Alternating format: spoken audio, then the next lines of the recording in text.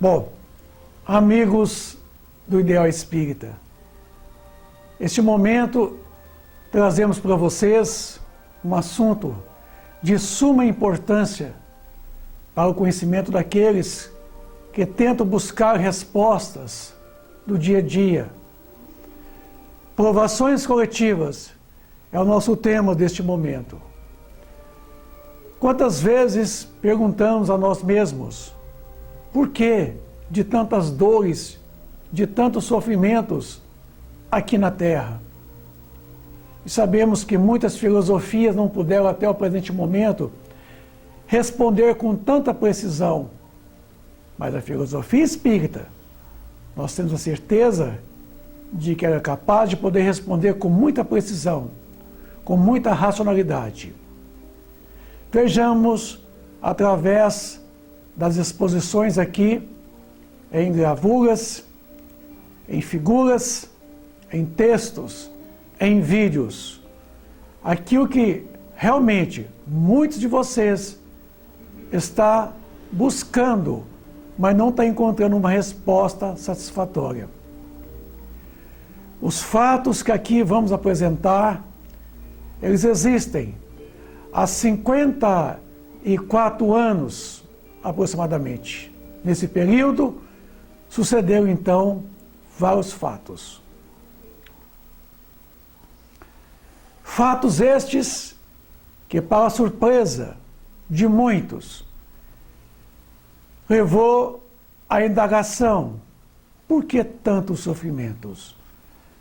No dia 17 de dezembro de 1961, o incêndio do chamado Gran Circo norte-americano, na cidade de Niterói, no Rio de Janeiro, morreram ali 503 pessoas e mais 800 ficaram feridas. 1º de fevereiro de 1974, o incêndio do edifício Joelma deixou um total de 187 mortos. Às vezes perguntamos, por que tantos infortúnios, de tantas sortes? Onde está Deus nesta hora? Será que todos que ali se encontravam mereciam passar por tantos sofrimentos e dores? 187 pessoas desencarnaram nesse incêndio do edifício Joelma. O acidente com o avião modelo Fokker da TAM em São Paulo, 99 pessoas morreram nessa trajetória do voo 402, que decolou às 8h26 do dia 31 de outubro de 1996, do aeroporto de Congonhas. 99 pessoas perderam suas vidas. República Democrática do Congo, a erupção do vulcão, ali apresentado, matou-se 600 pessoas. World Trade Center, no dia 11 de setembro de 2001, nos Estados Unidos, viveram o maior ataque terrorista da história da humanidade. Era quase 9 horas da manhã em Nova York e deixou um total de 2.977 mortos. Um grande acidente. Por quê? Por que tanta gente morre no mesmo momento, no mesmo instante? 26 de dezembro de 2004, na Indonésia. 17 mil ilhas ali, morreram mais de 230 mil pessoas. O acidente Airbus A320 da TAM, ocorrido no dia 17 de julho de 2007. Acidente com o avião da TAM matou 199 pessoas no aeroporto de Guarulhos. Banhados pelo Oceano Índico, que causou a morte de mais de 230 mil pessoas.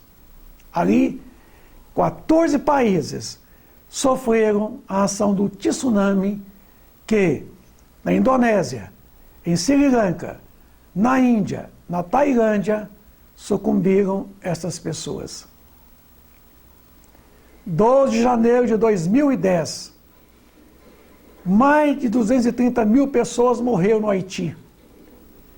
300 mil ficaram feridas e 1,5 milhão perderam suas casas. Meus amigos, por que tantas mortes? Por que tantos infortúnios? Em 2010, a Indonésia, a erupção em outubro do vulcão Merapi, quase 2.900 metros de altitude, causou mais de 300 mortes. E o deslocamento de 280 mil pessoas da região.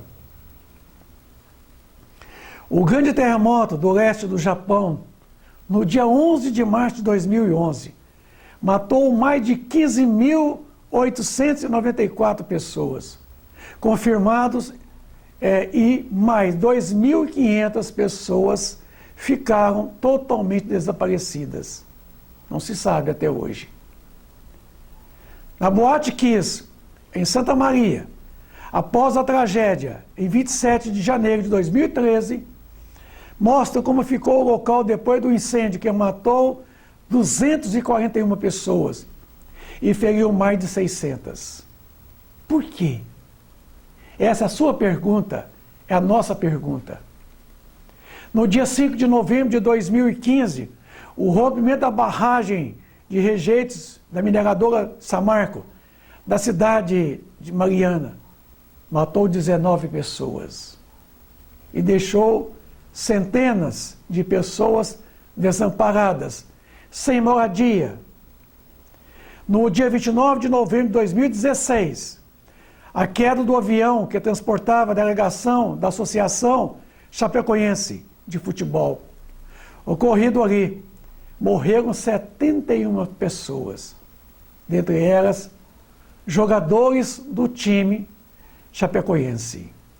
Foi um fenômeno que abalou todo o nosso país na ocasião. Sobe para 373 o número de mortos. No tsunami da Indonésia, no dia 22 de dezembro de 2018, no dia 12 de março de 2018, um acidente do avião de Nepal deixa pelo menos 40 mortos e dezenas de feridos. No dia 25 de janeiro de 2019, o rompimento da barragem de Brumadinho, matando mais de 300 pessoas. Hoje, ainda, existe para mais de 20 pessoas que não foram encontradas. No dia 8 de fevereiro de 2019, o Ninho de Urubu, no Clube de Futebol de Flamengo, no Rio de Janeiro, morreram 10 adolescentes queimados pelo incêndio do dormitório, da onde alojavam dezenas de adolescentes. Na cidade de Suzano, estado de São Paulo, no dia 13 de março de 2019, o massacre de 6 adolescentes, 2 adultos e 2 suicidas, no local de num total de morte, 10 pessoas morreram. Numa escola estadual, Raul Brasil. No dia 14 de março de 2019, atentados em Mesquita, em Nova Zelândia, deixa pelo menos 41 mortos. No dia 20 de março de 2019, em Moçambique, morre 354 pessoas, vitimadas pelo ciclone. Esse número poderia chegar até 1.000 pessoas. Aí vem a pergunta. A pergunta que Epicuro sempre fez.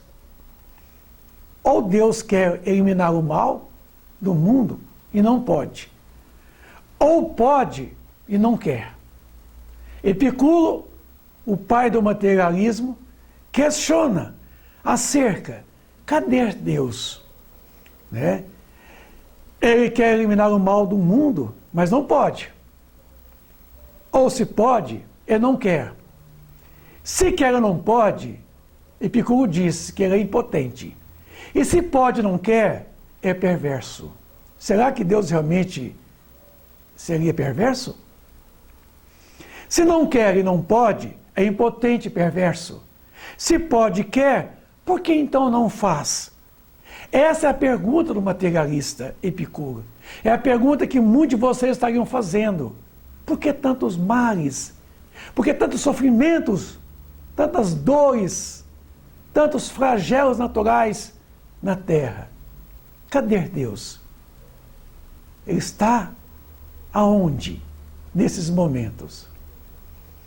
Ora, somente a doutrina espírita tem a resposta. Mas é fácil responder às dúvidas de Epicuro, as suas dúvidas, considerando a perfectibilidade do espírito, o espírito humano. Estamos a caminho dela, o qual apenas o bem ainda não chegou. Ele está a caminho. Tanto quanto as trevas existem, enquanto a luz não chegou, não há luz. E de que precisaremos reencarnar quantas vezes se fizer necessário para atingir então a esta perfeição que ainda nós não a detemos.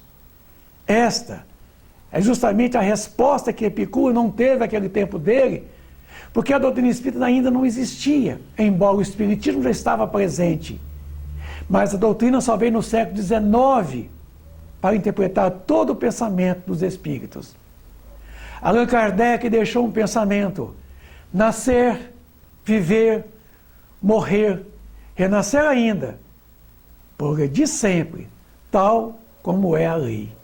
Se Epicuro tivesse esse pensamento, ele teria entendido que a morte não existe. A morte é uma mera transformação. E a morte significa que nós reentramos ao mundo espiritual. E de lá um dado momento, retornemos-nos para a Terra, no mundo corporal, para darmos prosseguimento àquilo que outrora começamos, que ainda não terminamos. A busca da nossa reeducação, a busca da prática do amor, a prática do bem, da harmonia com as leis divinas. Assim acontece com a reencarnação. Essa porta que se abre e permite voltar aqui quantas vezes se fizer necessário. Essa bênção de Deus que nos é permitido, que nos é concedida para a nossa corrigenda espiritual. É a maior prova de amor de Deus para com todas as suas criaturas na Terra. Ô Epicuro, se você tivesse a noção da reencarnação, o quanto nós temos hoje, você não teria chamado Deus de perverso e impotente. Você deveria ter chamado Ele de misericordioso, de bondoso, justo e bom. No item 19 do livro A Gênese, justamente lá do capítulo 2, onde fala de Deus, Deus é, pois, Epicuro, é a inteligência suprema e soberana. Ele é único, Ele é eterno, Ele é imutável, Ele é imaterial, onipotente, soberanamente justo e bom. Ele é infinito em todas as perfeições e não pode ser diverso disso.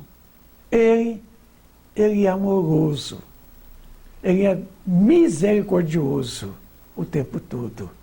Então, esses atributos faz sim, seu Epicuro, de um Deus maravilhoso e que acompanha tudo os nossos sofrimentos, as nossas dores, todos os flagelos naturais e artificiais. No livro Consolador de Emmanuel, fomos à pergunta 135, e lá perguntou: se o determinismo divino é do bem, então quem criou o mal? Vamos ver a resposta? O determinismo divino se constitui de uma só lei, que é a do amor para a comunidade universal. O amor de Deus, o amor universal, que tudo envolve, tudo cobre. Todavia, confiando em si mesmo, mas do que em Deus, o homem transforma a sua fragilidade em um foco de ações contrárias a esta mesma lei, a lei do amor, efetuando deste modo uma intervenção indébita da harmonia divina. Então o homem se afasta da lei divina, afasta-se do bem, porque o bem é tudo aquilo que está em consonância, é tudo aquilo que está de acordo com a lei de Deus, a lei do amor. O mal é tudo aquilo que se afasta da lei do amor, da lei divina. Eis aí o mal que você está perguntando. Aonde está Deus? Deus não criou o mal. O mal é a ausência do bem. É ainda o bem que não chegou ainda em nossa trajetória evolutiva. Urge recompor os elos sagrados dessa harmonia sublime. Eis aí o nosso resgate. A nossa oportunidade de poder revermos, reavaliarmos e reconstruirmos o presente, que no passado não ficou ainda perfeito. Este é o momento de nós aproveitarmos e projetarmos para o futuro as nossas ações de acordo com a lei do amor. Eis aí a reencarnação, a única lei do progresso, que nos permite realmente aprimorarmos em nós o bem, a lei do amor. Vede, pois que o mal, essencialmente considerado, não pode existir para Deus, em virtude de representar um desvio do homem, sendo zero na sabedoria e na providência divina. Então está aí, realmente, a prova de que o mal, ele é oriundo de nossas atitudes em nós mesmos, de nós mesmos, não é de Deus. Deus jamais criaria o mal. O Criador é sempre Pai generoso e sábio, justo e amigo, considerando os filhos transviados como incursos em vastas experiências evolutivas, mas como Jesus e os seus pré-postos são os seus cooperadores divinos, e eles próprios instituem as tarefas contra o desvio das criaturas humanas. Focalizam os prejuízos do mal com a força de suas responsabilidades educativas, nos ensinando a prática do amor, a fim de que a humanidade siga retamente o seu verdadeiro caminho para Deus. E esse caminho é o amor. É o amor que nós almejamos, que é justamente as leis divinas, retratadas aqui em nossa consciência, onde está escrito as leis divinas. Porque então, tantos infortúnios, tantos sofrimentos, tantos flagelos, tantas dores. Eis aí a resposta que estamos buscando na doutrina espírita.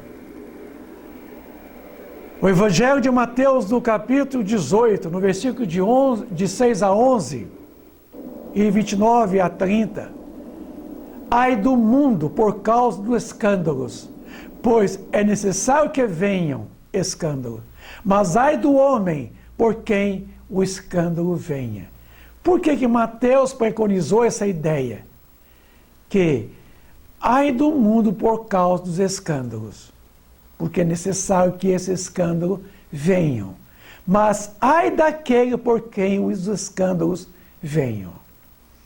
Pelas condições de seus habitantes, um mundo de expiação e provas, lugar onde o mal ainda predomina. É o segundo na ordem dos mundos, de baixo para cima. Vejamos nós que estamos vivendo agora esse mundo de expiação e provas, aonde a tendência nossa realmente é cometer um escândalo, pela ausência do bem em nós, pela ausência do amor em nós, que nós não aprendemos ainda a viver o amor, as leis divinas. Então, para isso, que o mal é uma consequência de nossas ações. Aí, os escândalos é justamente a consequência dessa ausência do bem. Onde está a causa desses flagelos naturais? E outros que é provocada pelas mãos dos homens? Aonde está? Aonde vamos encontrar a origem da causa que levou a esses efeitos? Numa lei de causa e efeito, que estamos vendo aí no vídeo.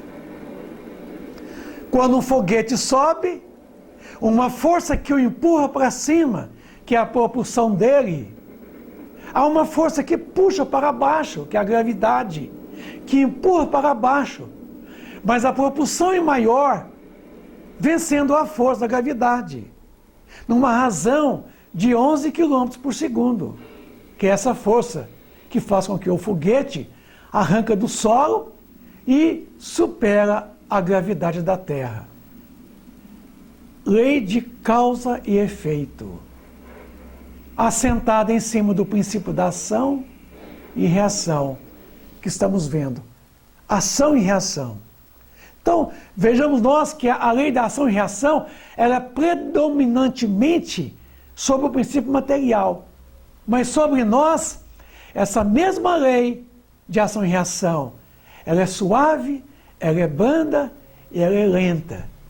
Portanto, que nós a chamamos ela de lei de causa e efeito. Porque causa aqui, nós somos o objeto e o sujeito no mesmo instante de agirmos. Só que os efeitos recaem sobre nós. Então, um foguete, quando realmente seus gases quentes, resultam da queima do combustível, são ejetados violentamente, que vocês estão vendo aí, e disso resulta uma reação sobre o foguete, impulsionando ele à frente, acima.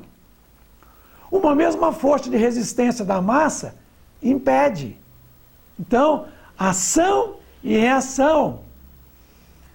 Lei de ação e reação, fundamentada, e prevê que toda ação corresponde a uma reação de igual intensidade em sentido contrário. Quando você joga uma bola na parede, com a mesma força que você joga, ela volta em você. É o bumerangue, que você o lança, ele vai rodopiando e ele volta a você. Assim é o princípio da ação e reação, que está imperando predominantemente sobre as leis físicas, sobre as leis químicas, as leis biológicas e as leis morais. As leis morais, essa lei de ação e reação, nós a chamamos de lei de causa e efeito. Esta lei de causa e efeito, ela está diretamente relacionada com o princípio da ação e reação. Neste caso, ela regula as leis físico-químicas, biológicas e as leis morais.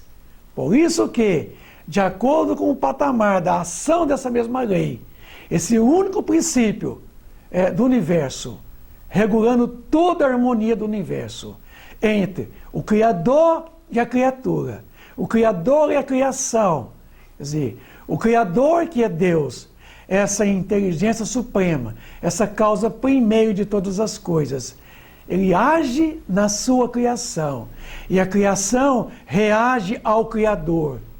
Por isso que Deus, ele é a causa, e nós somos o efeito. Esse princípio de ação e reação age tanto no plano material, quanto no plano espiritual. Aqui, notem vocês, a diferença entre a lei de ação e reação e a lei de causa e efeito. A lei de ação e reação, ela prevê que toda ação corresponde a uma reação igual de intensidade em sentido contrário.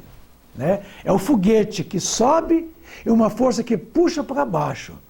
É a lei da física, Isaac Newton. Exemplo, quando você joga uma bola de borracha na parede, ela voltará a você com a mesma força que você impeliu. Esta é a lei da ação e reação. Então, vejam bem que a diferença da lei de causa e efeito, pois nem sempre a intensidade é igual imediatamente. A intensidade é igual, mas não imediatamente com a mesma intensidade. embora ela em sentido contrário, quer dizer, eu estou agindo e essa mesma lei de causa e efeito reage sobre mim, sentido contrário. Mas a intensidade dela não é totalmente imediatamente, ela é parcelada. Porém, em relação ao comportamento humano, não é a lei física, e sim a lei moral. Essa força moral, que é a maior força do universo, é mais poderosa do que a gravitação universal, do que a força do eletromagnetismo, do que a força nuclear fraca e a força nuclear forte. Essa força moral é a maior força do universo e obedece a variáveis muito mais amplas, porque entra aí agora a misericórdia de Deus. Aia, Epicuro, Demócrito e Leucipo, os pais do materialismo. Se vocês tivessem conhecido esse princípio da lei de causa e efeito, preconizada pelos espíritos no século XIX, seus pensamentos não seriam fazer a crítica sobre Deus. As ações humanas levam a consequências, nada fica sem respostas. É como o eco. É como o eco. Quando nós gritamos, isso, o som ele vai e volta. Ele reverbera. Isso é o princípio da ação e reação. Toda ação, ela corresponde a uma reação. Porém, acreditar que tal reação obedeça de forma linear à ação precedente seria admitir o determinismo. Então, nós não estamos aqui, meus amigos, sob a lei, digamos assim, essa lei aleatória, né? Não é fatalismo, não. Estamos aqui regidos por um determinismo divino. E esse determinismo divino, ele é totalmente sobre nós quando nós ainda não adquirimos a consciência do nosso futuro. Mas a partir do momento em que nós tomamos o conhecimento do nosso futuro, nós passamos a criar o nosso próprio determinismo, pelo princípio da lei de causa e efeito. Porque progredir é uma lei, e progredir sempre é o princípio da lei do progresso, da reencarnação. Há apenas um determinismo para o espírito, a evolução. Ninguém está fora dela. No universo, tudo vai à frente. A matéria transforma, o espírito progride. O espírito jamais retrocede. O espírito sempre à frente. É como a flecha, que quando você a solta, ela não vai para trás, ela só vai à frente. Esse determinismo divino chamamos de evolução. Tudo progride, tudo transforma pela lei do progresso. Essa lei de causa e efeito, eu a considero ela assentada em cima daquele princípio que Mateus, no capítulo 7, versículo de 1 a 2, ele fala: não julgueis, a fim de que não sejais julgados, porque vos sereis julgados segundo houverdes julgados os outros. E se servirá para convosco da mesma medida da qual vos servistes para com ele. Quer dizer, não julgueis a fim de não serdes julgados. Sereis medido com a mesma medida que medirdes o outro. É o princípio da lei de causa e efeito. A cada um segundo as suas obras. Não é a cada um segundo a sua posição social, econômica, política, cultural. Não. É ações que leva chamada causa e que remonta, digamos assim, e que nos leva ao efeito e o efeito remonta à causa. Me responde agora. Então, aonde existe a causa desses flagelos naturais e provocado pelas mãos dos próprios homens, não pela natureza? Flagelos, homicídios, guerras, fratricidas, que levam os homens a tamanhos. Eu fui buscar em Paulo de Tarso aos Gálatas 6:7. Não erreis, Deus não se deixa escarnecer, porque tudo que o homem semear, isso também ceifará. A colheita é obrigatória, uma vez que o plantio é livre. Então nós temos a liberdade de plantarmos. Mas ao plantarmos, a colheita é uma necessidade. Seremos obrigados à colheita de nossas próprias ações. Meu amigo, vou conduzir você pela história da humanidade e nós vamos ver uma série de fatores que os homens, pelas suas atitudes, culminou-se em reações, quer dizer, em efeitos de dores e sofrimentos. Porque ontem, pela causa, eles causaram dores e sofrimentos a outras pessoas. E hoje, pela reencarnação, eles têm a oportunidade de recuperar seu passado delituoso, enegrecido pelos erros, pela maldade. Aí, meus amigos, vou lembrar você, séculos atrás, o circo romano, no Coliseu, aonde os cristãos eram degorados pelos leões. Eram ali sacrificados, queimados, assassinados a sangue frios. Os leões comiam inteiros, vivos. Ano 30 antes de Cristo, Marco Aurélio sacrificou mais de 1000 pessoas em homenagem a Lúcio Galo. Era um cabo de guerra, que na ocasião estava visitando ali o seu império. Ele mandou pegar mais de 1000 cristãos que eram perseguidos pelo Império Romano e o colocou na arena do Coliseu ali. E ali ele mandou soltar os cavalos bravos.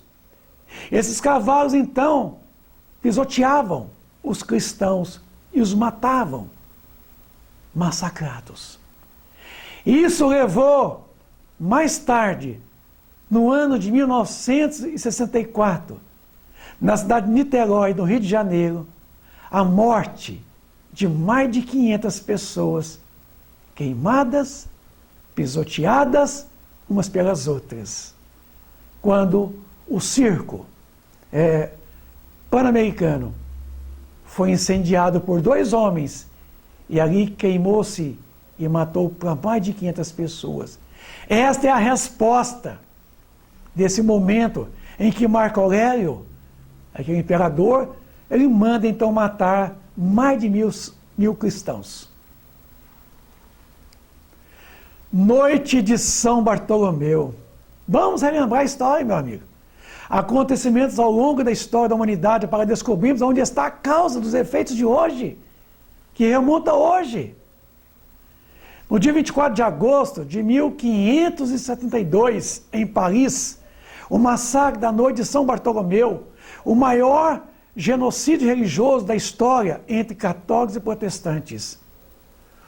Foram assassinados de 40 a 50 mil calvinistas, quer dizer, protestantes.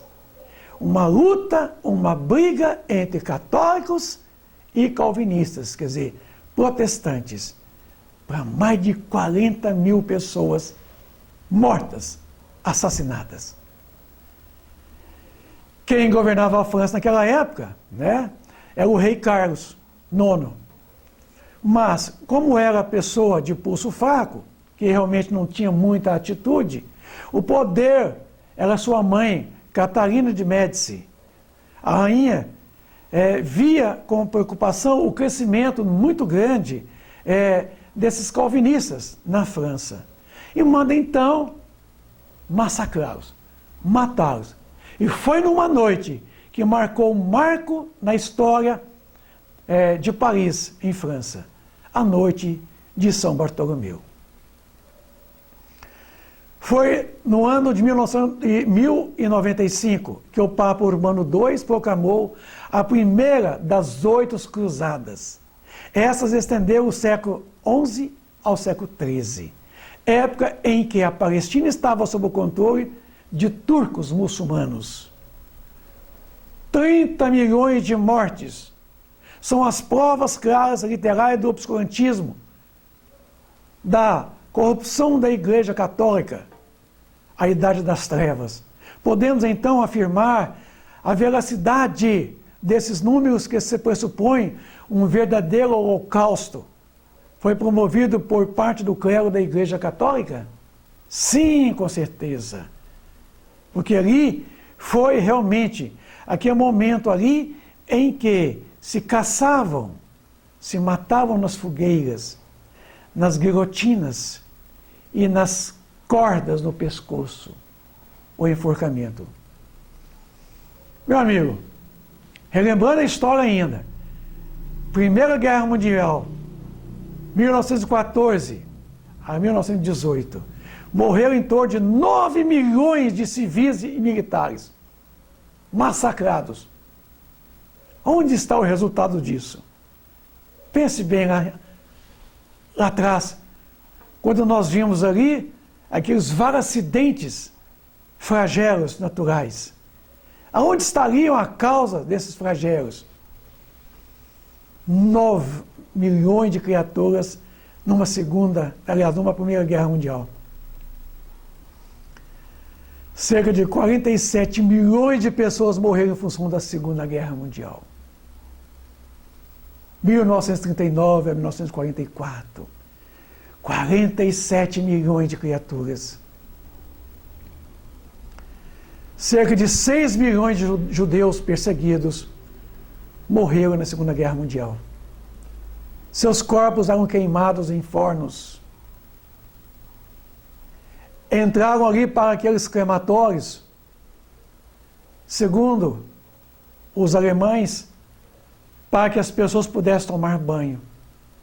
E ali eram asfixiados por um gás venenoso, a câmara de gás. E ali, em seguida, eram todos queimados nesses fornos. E aí, meu amigo? Está vendo a resposta de que nós fizemos lá atrás? 1939, 1944.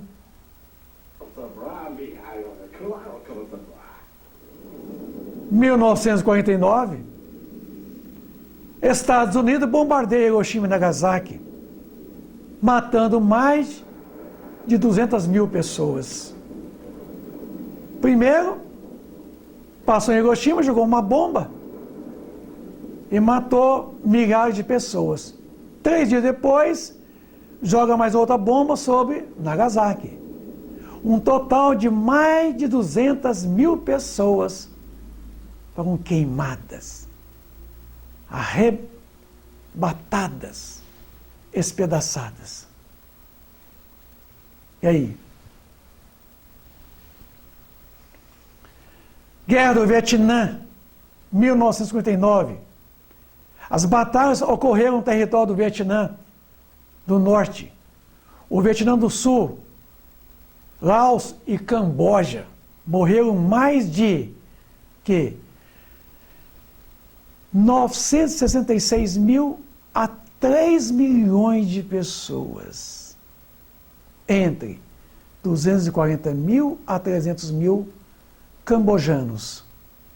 20 mil a 62 mil laosianos, que também perderam suas vidas. Ficou conhecida pela Guerra da Crimeia. O conflito ocorrido entre outubro de 1853 e fevereiro de 1856, envolvendo, de um lado, o Império Russo, do outro, o Império Otomano, hoje atual Turquia, Grã-Bretanha, França, o Reino da Sardenha. Morreram 25 mil britânicos, 100 mil franceses e 1 milhão de russos. Muita coisa. E aí? Estamos vendo agora a colheita?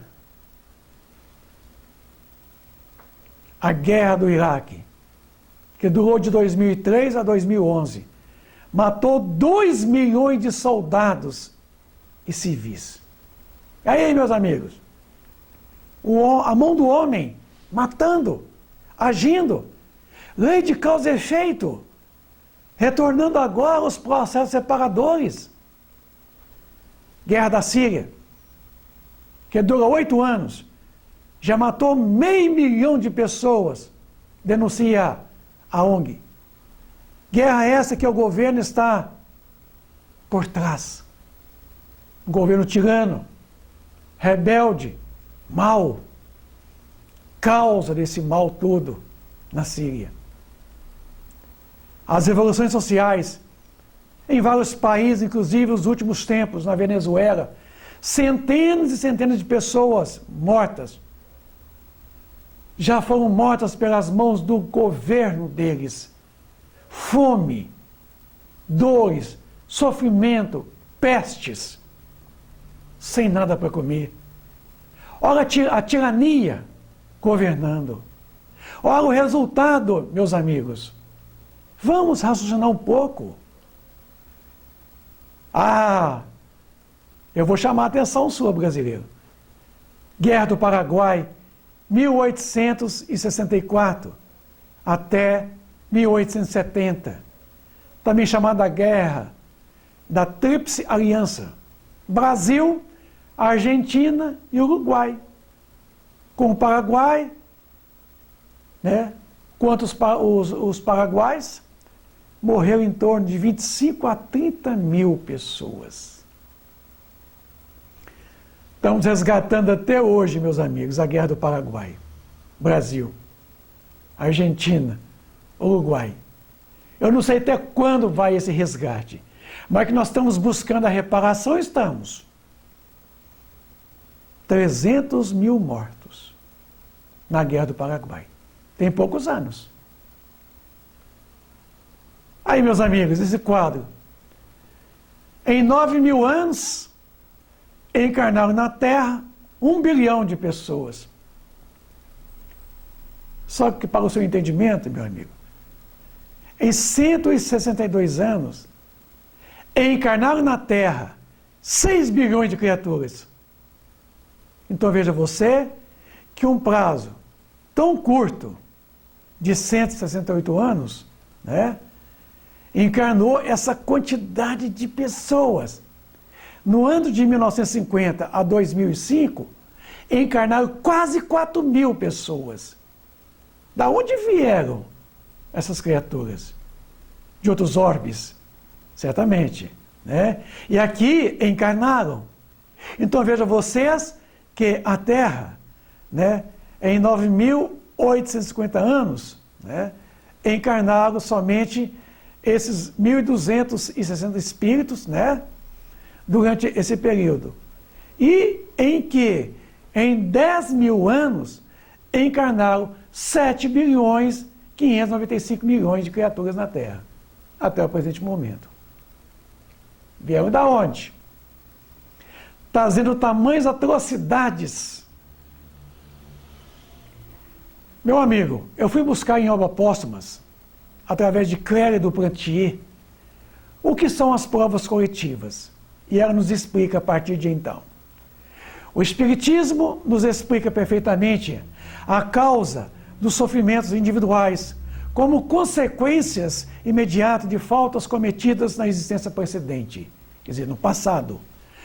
Ou expiação do passado, mas uma vez que cada um não deve ser responsável, senão pelas suas próprias faltas, explicam-se menos as felicidades coletivas que atingem as aglomerações de indivíduos, como, por vezes, toda uma família, toda uma cidade, toda uma nação, toda uma raça, que atinge os bons como os maus, os inocentes como os culpados.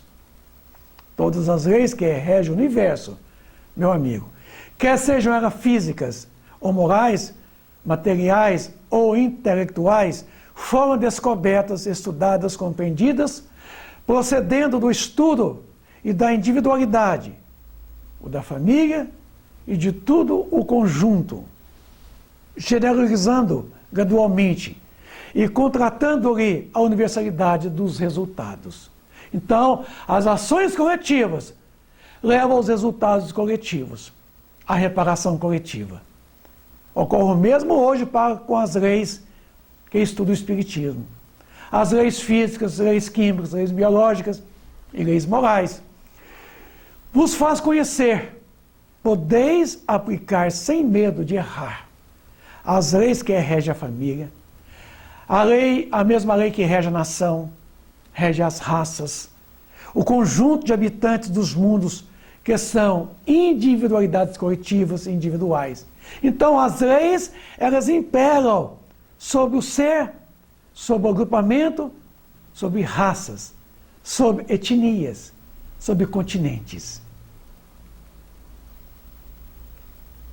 As faltas dos indivíduos, as faltas da família, a da ação, a da nação, quer dizer, o país, a ação de todo um povo, de uma nação. É o exemplo que eu dei do Brasil, da Argentina, do Uruguai, quanto o Paraguai. A cada uma, qualquer que seja o seu caráter, se espiam em virtude da mesma lei, coletivamente. Agiram coletivamente, a reação é coletiva. O carrasco expia para com a sua vítima, seja achando-se em sua presença no espaço, seja vivendo em contato com ela numa ou em várias existências sucessivas, com a mesma intensidade, mas não de pronto, não de imediato, mas em várias encarnações, dividida em vários processos reparadores, até a reparação de todo o mal cometido. Ocorre o mesmo quando se trata de crimes cometidos solidariamente, e por um certo número, as expiações são sempre solidárias, o que não adquire, né? Aqui é a condição de poder criticar a lei divina, o que não aniquila a expiação de pronto, simultaneamente, das faltas individuais.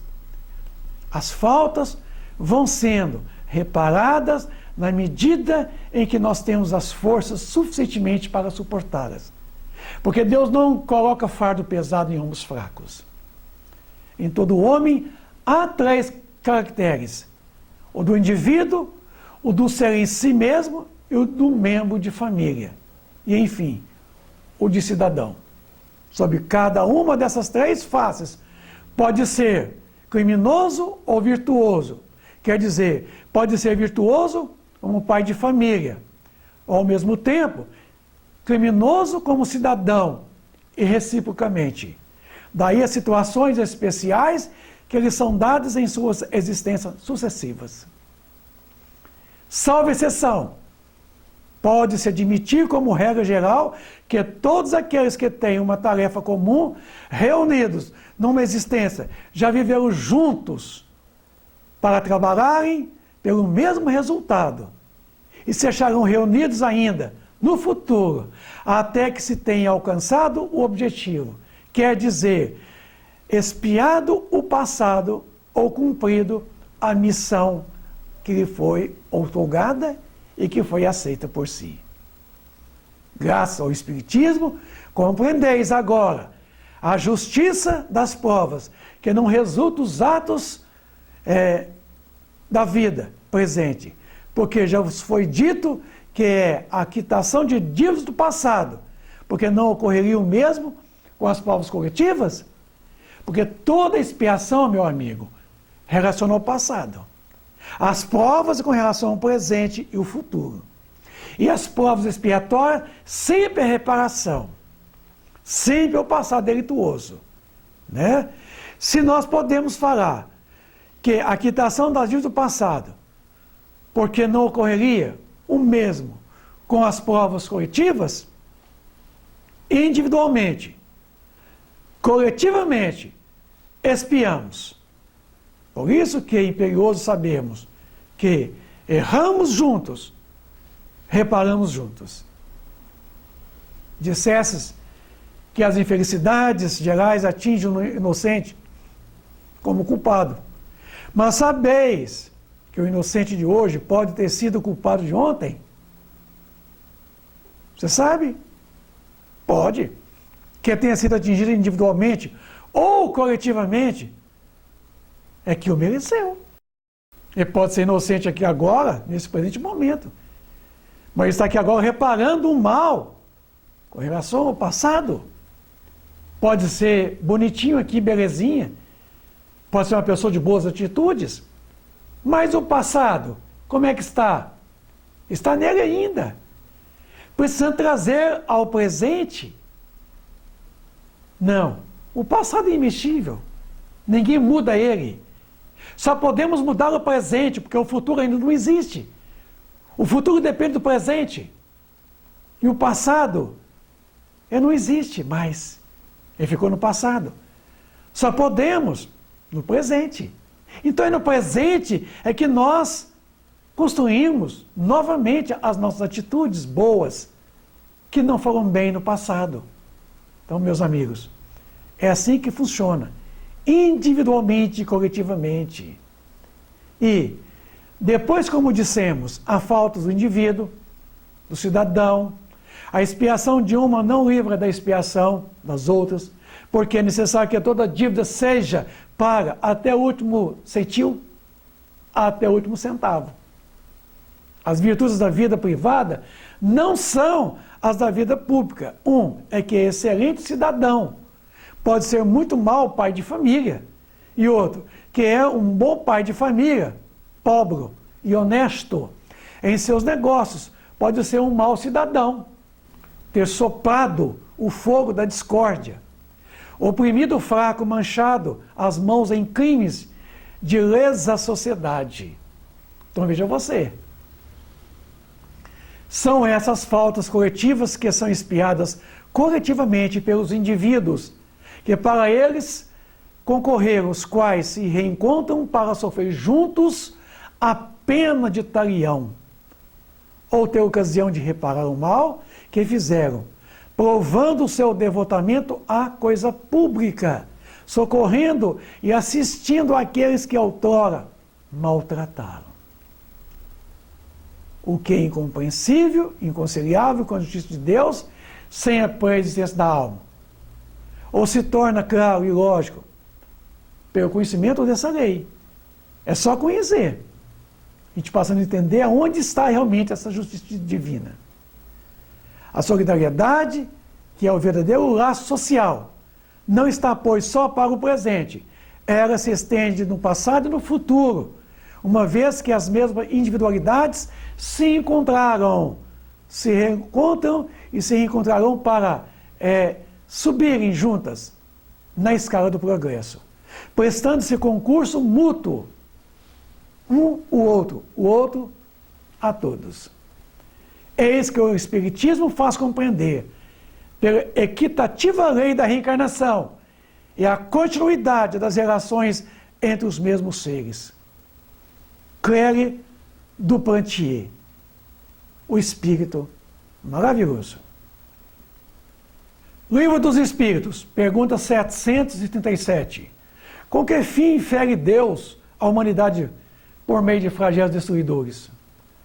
Para fazê-los progredir mais depressa. Já não dissemos ser a destruição uma necessidade para a regeneração moral dos espíritos?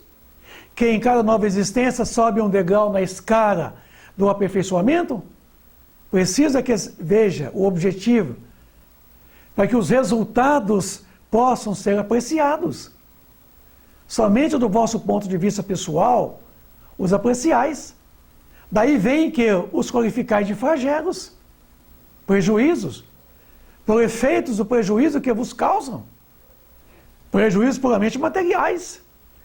Essas subversões, porém, são frequentemente necessárias para que mais pronto se dê o advento de uma melhor ordem das coisas e para que se realize em alguns anos o que teria exigido muitos séculos, talvez, ganhar tempo.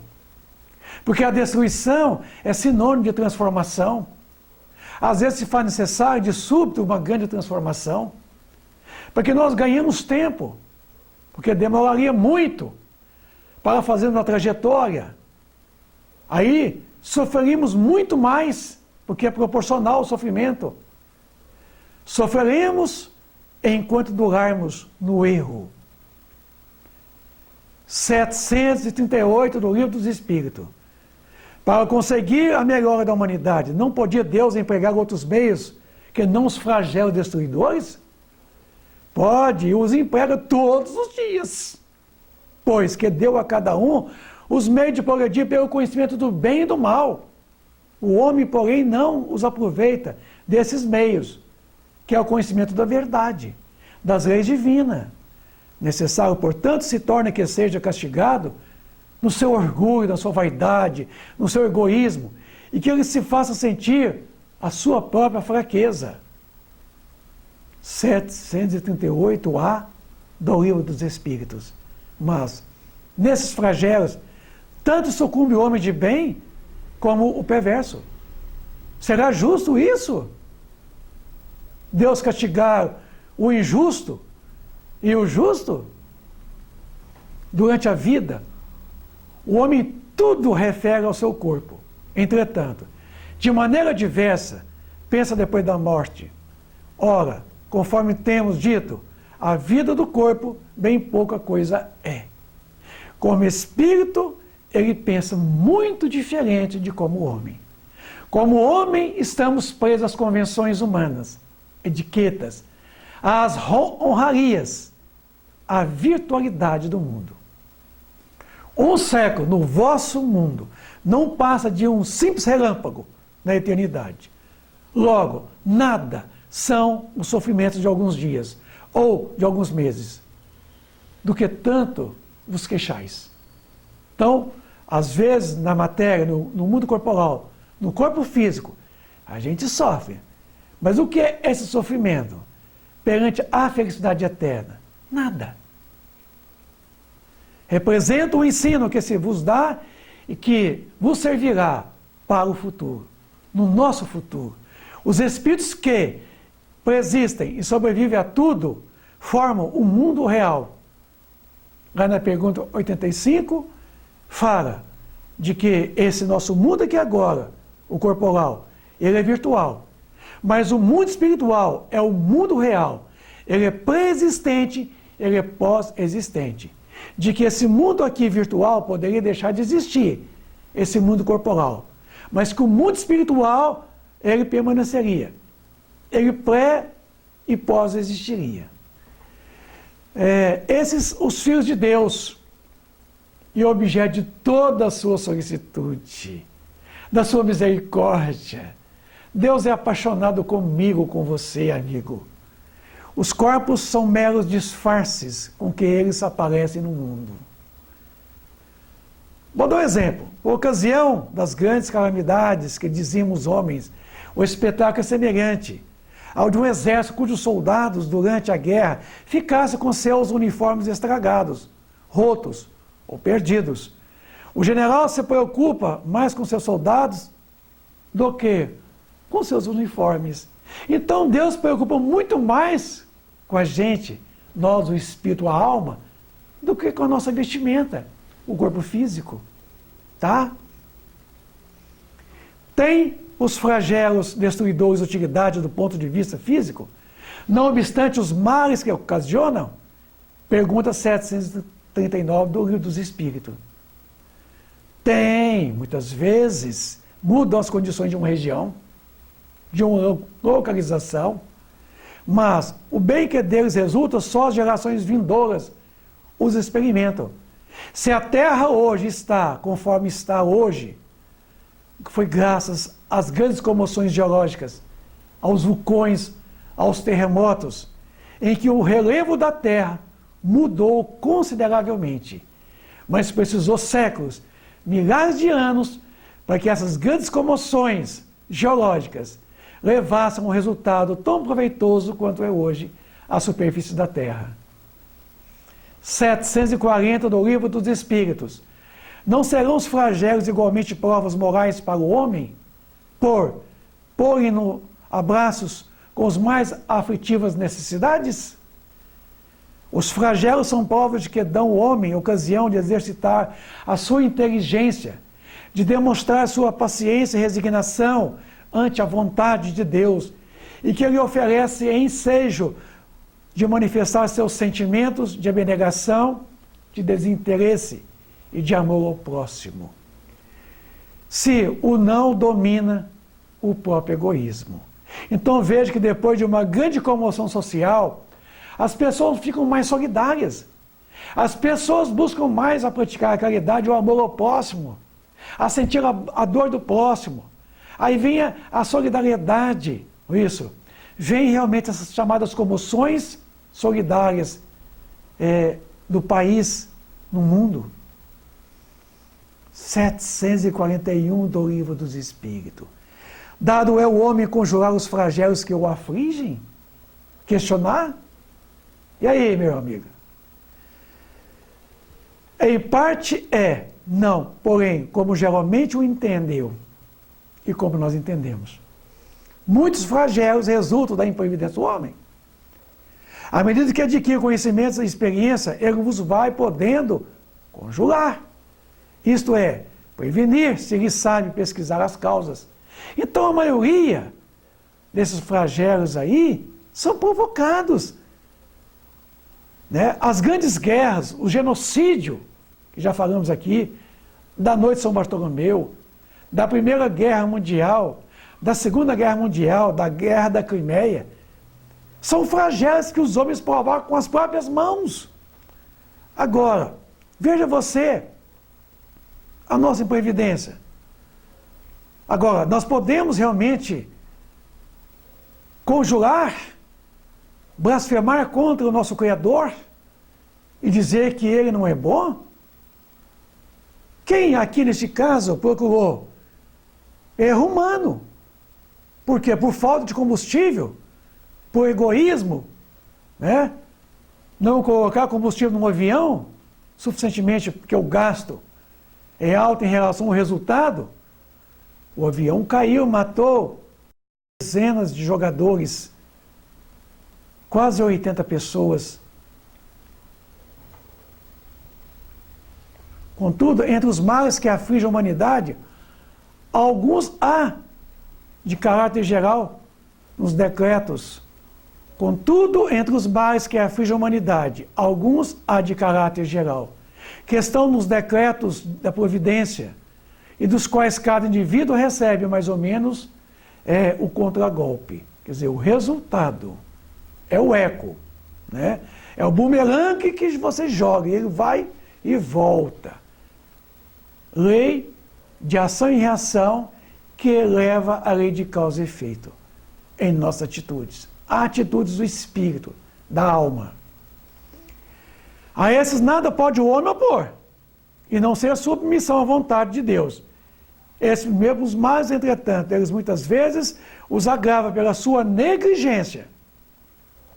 Portanto, que nós damos ideia para vocês perceber de que quando nós construímos nossas casas à beiras de riachos, né, de córregos, em barrancos, e vêm as chuvas, que estão na ordem dos acontecimentos naturais, e assolam essas nossas casas, né, inundam as mesmas, a imprevidência é nossa, que construímos as nossas casas em barrancos, né, em pirambeiras, próximo a rios, a riachos, a córregos. Vejam bem que até nisso aí nós temos que perceber de que fomos nós que levamos uma causa maior que acentuou por nossas negligências.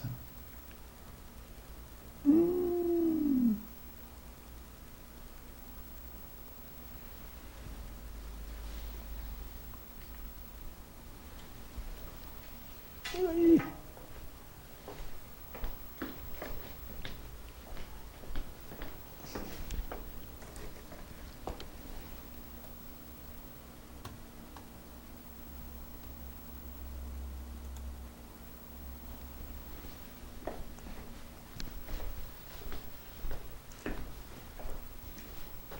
Aproveitar e beber água.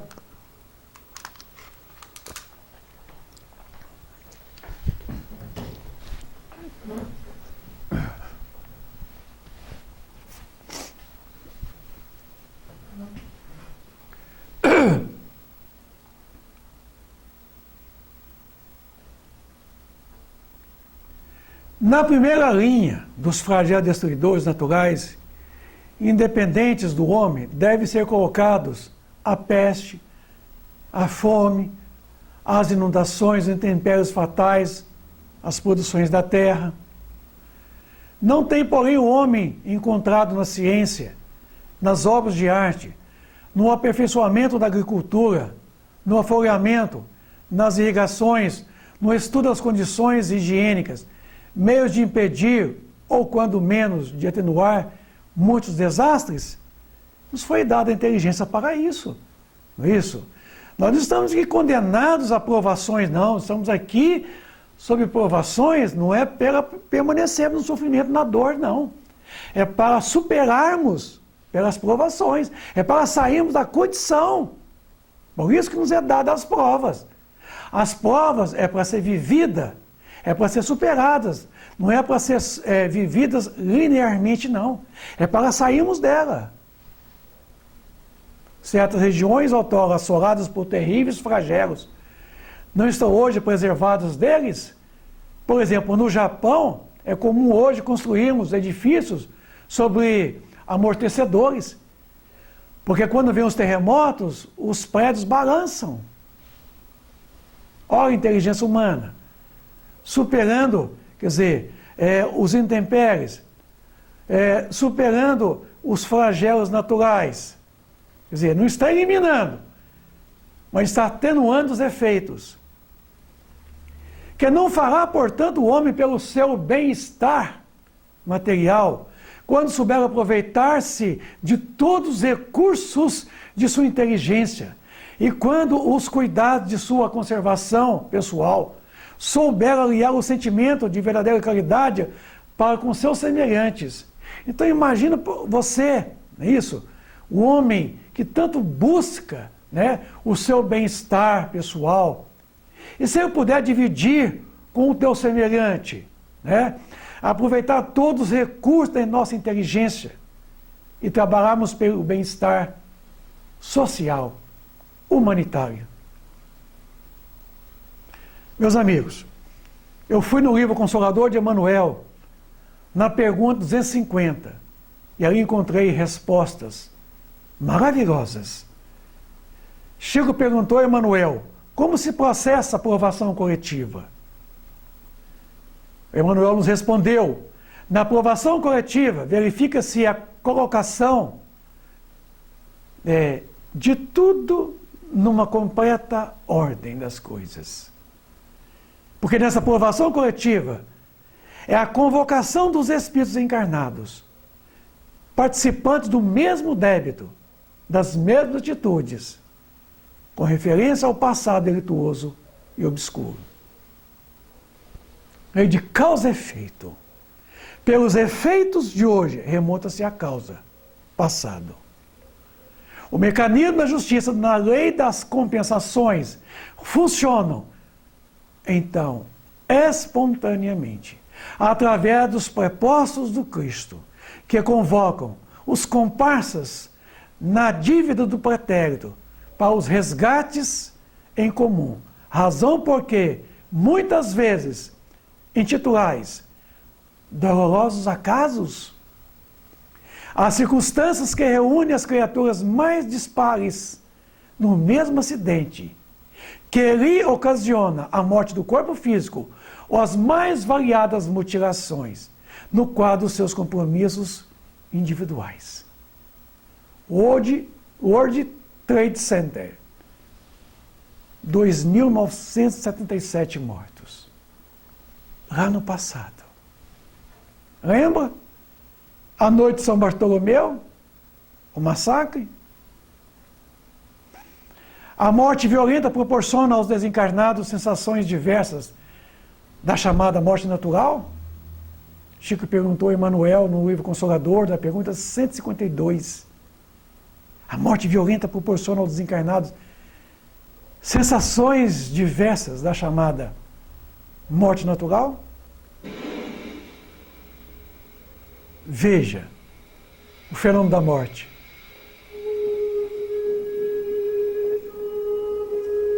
A desencarnação por acidentes, os casos fulminantes de desprendimento proporcionam sensações muito dolorosas à alma desencarnada.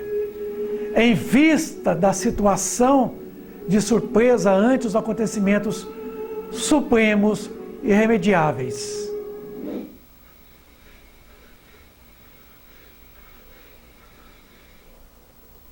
Quantas vezes experimentamos então a essas sensações? Quase sempre, em tais circunstâncias, a criatura não se encontra devidamente preparada e o imprevisto da situação lhe traz emoções amargas e muito terríveis. Escolheu com as próprias mãos. Entretanto, essas surpresas tristes não se verificariam para as almas no caso das enfermidades dolorosas e prolongadas, em que o coração e o raciocínio se tocam das luzes das meditações sadias, observando as ilusões e os prejuízos do excessivo apego à terra, aos bens materiais, à vida virtual. Sendo justo considerarmos a utilidade e as necessidades das dores físicas, nesse particular, porquanto somente com seu concurso precioso pode o homem alijar o fardo de suas impressões nocivas do mundo, para penetrar tranquilamente os umbrais da vida do infinito. Então, meus amigos, a dor é contingência do processo existencial no planeta, mas o sofrimento é opção. Ah, nariz, pode, vai dar para coçar agora. Lembre, sofrimento é opção, não é capricho de Deus. Nós sofremos porque nós gostamos. E sofrimento não é evolução. Só se evolui no amor, não evolui na dor. A dor é processo reparador com relação ao passado. O sofrimento não contribui para a evolução. Ele nos permite a gente reparar o mal passado e voltarmos ao ponto inicial. E daí prosseguimos pelas provações, que são os crescimentos espiritual. Então, meu amigo, pense bem. O crescimento está no amor, em amar, em cumprir as leis divinas, e não em ficar em desarmonia com elas. Tem muita gente aí se enganando. Quando vê alguém no leito de dor, dizendo, olha só, está crescendo espiritualmente, está evoluindo. Coitado. Não. Sofrimento é com relação ao passado delituoso. Somente o amor constrói. Somente o amor nos proporciona o nosso crescimento espiritual. Vamos no livro Ação e Reação buscarmos uma explicação a respeito dos resgates coletivos. Lá no capítulo 18, André Luiz nos responde com muita propriedade. Quando ele nos fala de um acidente de um avião que caiu. O título é Resgate Coletivo. Vamos ver. 8 dos desencarnados no acidente jaziam-se em posição de choque, algemado junto aos corpos. Mutilados ou não, 4 gemiam, jungidos aos próprios restos, e 2 deles, não obstante, ainda enfaixados às formas rígidas, gritavam desesperados, em crise de inconsciência. Contudo, amigos espirituais, abnegados e valorosos, velavam ali calmos e atentos, figurando-se cascatas de luz, vertendo do alto do céu. O auxílio vinha do alto, vinha solícito em abençoada torrente de amor. O quadro ali patético era tão real a nossa observação que podíamos ouvir os gemidos daqueles que despertavam desfalecentes, as preces dos socorristas e as conversações dos enfermos, dos enfermeiros, que consertavam providências à pressa. Em poucos instantes, diversos operários da casa puseram-se em marcha na direção do local minuciosamente descrito. Foi então que Hilário e eu indagamos se não nos seria possível a participação naquela obra assistencial ali, de que se processava no socorro. No que Druso paternalmente não concordou, explicando que o trabalho era de natureza especialíssima, requisitando colaboradores rigorosamente treinados para tal. Então veja você, meu amigo, esse negócio de você achar que no seu centro espírita você vai construir um hospital dentro do seu centro espírita, na sua sala de reunião mediúnica, para você receber espíritos vitimados de um acidente, de um flagelo natural ou artificial. Isso é muita pretensão sua. Achar que você teria o poder, o conhecimento, a condição moral, espiritual, sabendo que André Luiz coloca aqui que essas criaturas que socorram essas pessoas em desencarnes coletivos, em tais situações, são especialistas para a tarefa. E você aqui, que nem conhece nada de doutrina espírita, que deveria conhecer nada de reuniões mediúnicas, tem a pretensão de prestar socorro a espíritos desencarnados que não são espíritas, que às vezes detestam os espíritas, trazido numa sala escura, num centro espírita, para ser doutrinado ali. Tenha paciência, meu amigo. Vai estudar. Tem uma coisa errada com você aí. Está faltando estudo antes de você poder agir. Viu? O mundo espiritual é 3 vezes mais a população da Terra. Então lá, existe muito mais equipes de socorro para as eventuais situações do que aqui na Terra. Eu vou te perguntar, doutrina espírita tem 162 anos.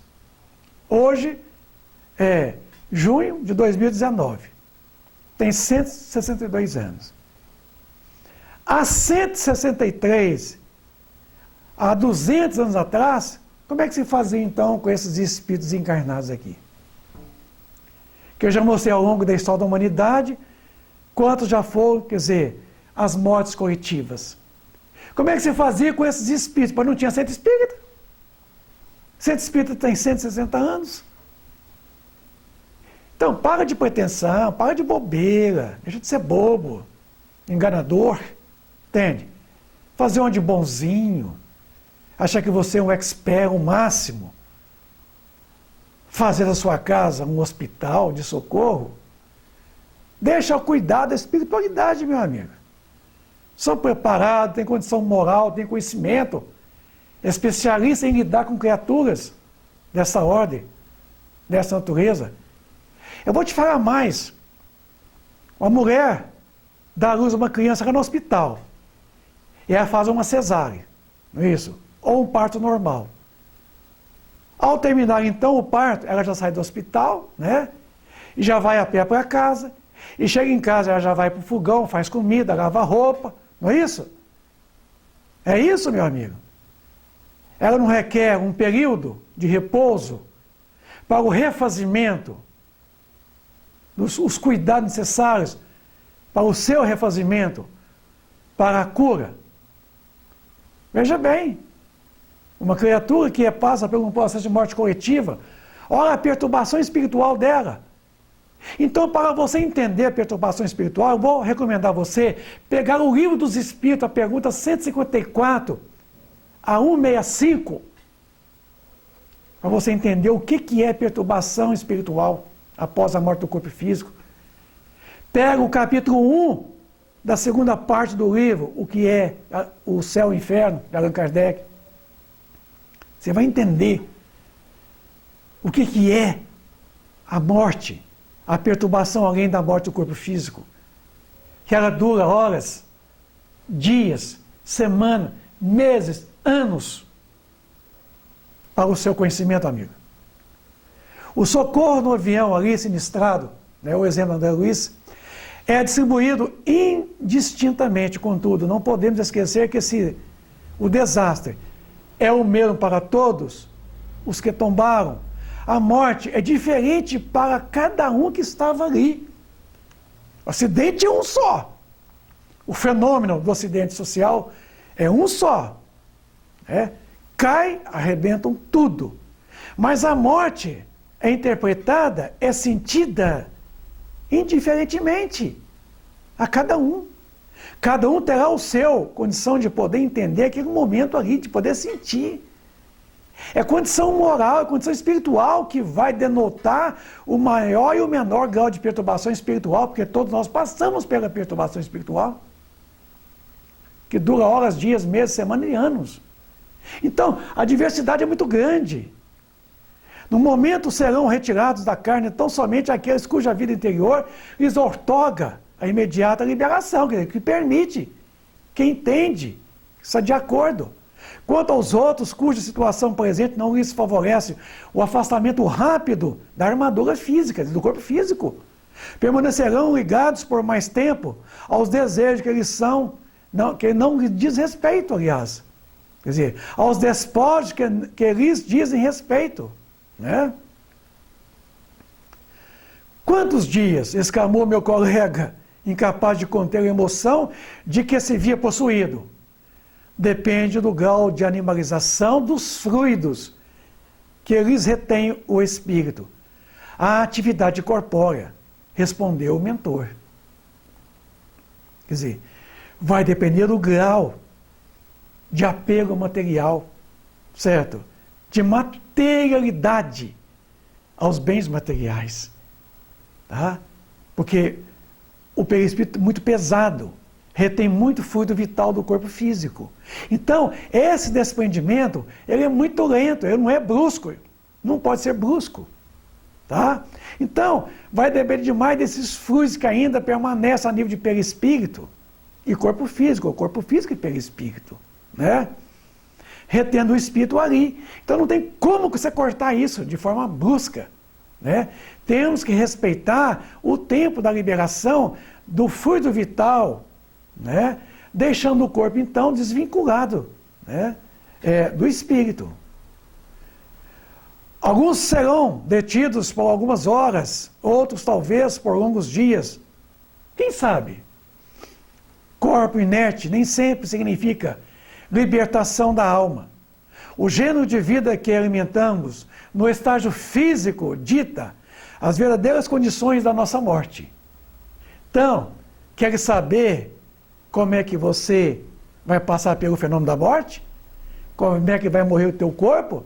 Analise o seu modo de vida, como é que você vive. E você vai ver realmente como será realmente a morte do seu corpo físico. A experiência, o dia a dia, é que vai culminar no processo, mais ou menos, da perturbação. Se você hoje é uma criatura perturbada, certamente com a morte do corpo físico, não é uma varinha de condão, que você bate ali e tudo muda num piscar de olhos, não. Não muda. A morte não muda nada. Você continua com as mesmas mazelas, com os mesmos vícios, mas também com as mesmas virtudes. A morte, nos fala André Luiz, o que a vida começa, a morte continua. Quanto mais chafurdamos o ser nas correntes de baixas ilusões, mais tempo gastamos para esgotar as energias vitais que nos aprisionam a matéria pesada e primitiva de que nos constitui a instrumentação fisiológica, demorando-nos nas criações mentais inferiores, que nos ajustamos. Nelas encontramos combustível para dilatados enganos nas sombras do campo carnal, propriamente considerado. Então, veja você, aquela ideia de você falar do choque anímico, preconizado por um único espírito aqui na Terra. Nem André Luiz fala do choque anímico, nem Emmanuel, nem as obras básicas da codificação espírita kardeciana tem a respeito do choque anímico. Somente um autor espiritual citou isso em 3 obras. Olha, meu amigo, o choque anímico, ele não é utilizado nas ocasiões aonde das mortes coletivas. Nos fala lá esse mesmo espírito. Que o choque anímico é como se fosse o choque elétrico. Antigamente, nas clínicas de recuperação dos débeis mentais, dos loucos, aonde aplicavam os choques elétricos para a cura das pessoas, para os loucos. E compara o choque anímico com o choque elétrico antigamente. Ele diz que o choque anímico é mais para os espíritos obsessores,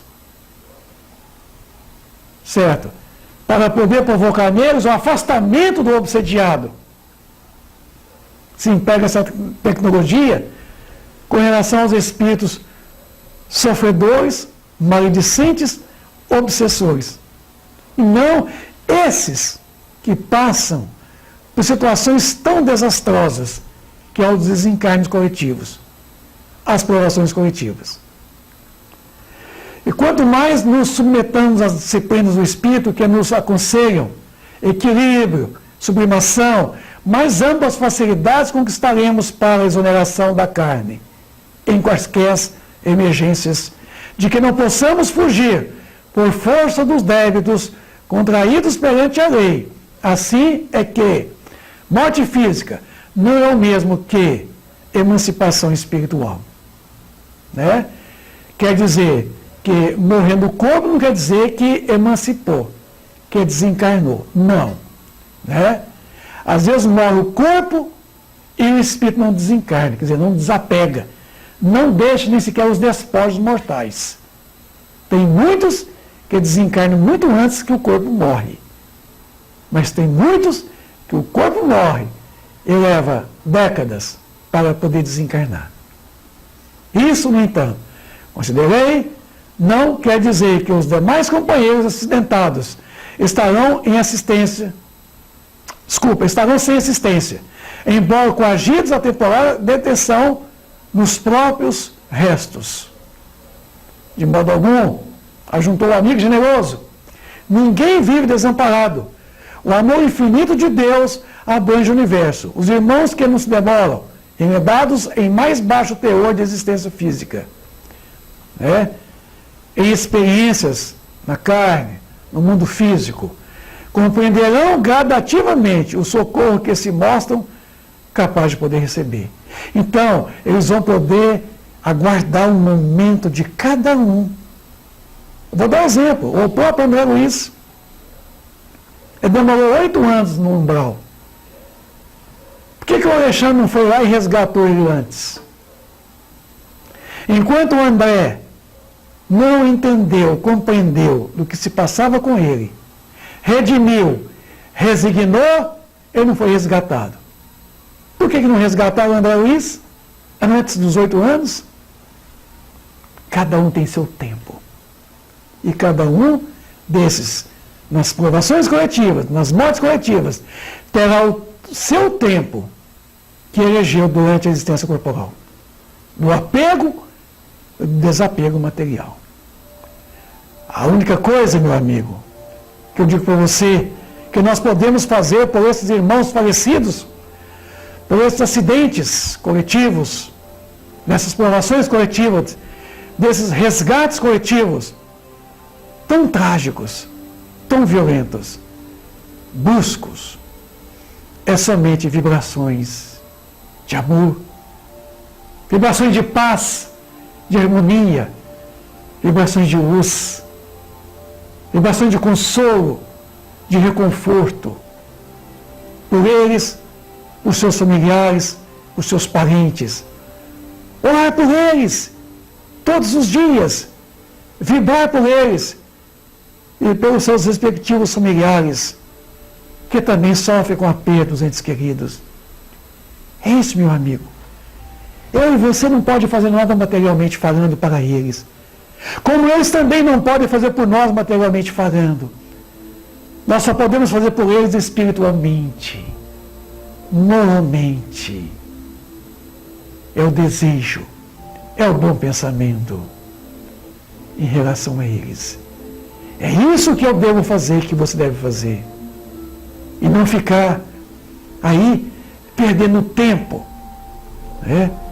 Querendo realmente, nessa atitude pretensiosa, de querer fazer o trabalho que cabe a técnicos do mundo espiritual fazerem. Você não está preparado, nem eu, para tamanha tarefa. Desde que eles fazem, e fazem o teu trabalho na casa espírita, de colocar o teu pessoal vibrando nas reuniões, emitindo bons pensamentos, luz na direção desses espíritos que passam tamanho sofrimento e dores. E rogar a Jesus, o nosso modelo e guia de perfeição, que permita que seus propostos, os bons espíritos, possam, Jesus, proteger a essas criaturas, teus irmãos, filhos de Deus Pai, que recebam consolo, reconforto espiritual, o fortalecimento de Jesus. Que luz, amor, verdade é o caminho e a vida eterna. Amigos, queremos aqui finalizar a nossa fala. Agradecemos a todos vocês que nos assistem.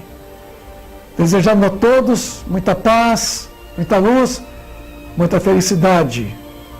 Um grande beijo, um grande abraço a todos vocês e até uma próxima oportunidade.